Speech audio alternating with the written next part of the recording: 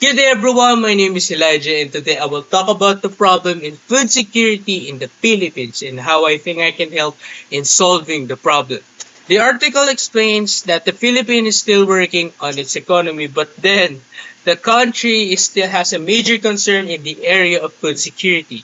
Even today, conflicts are still hindering many Filipino families to access sufficient, safe, and nutritious food.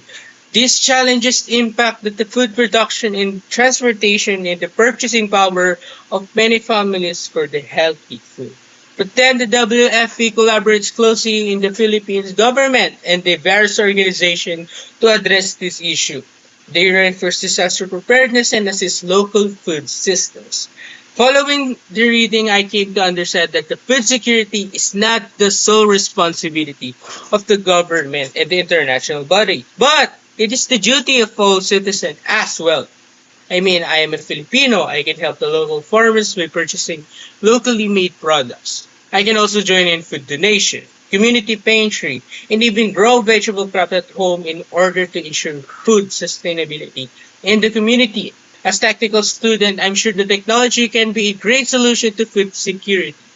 And also, I want to be able to make the practical and affordable innovation which can help the farmers to enhance their productivity.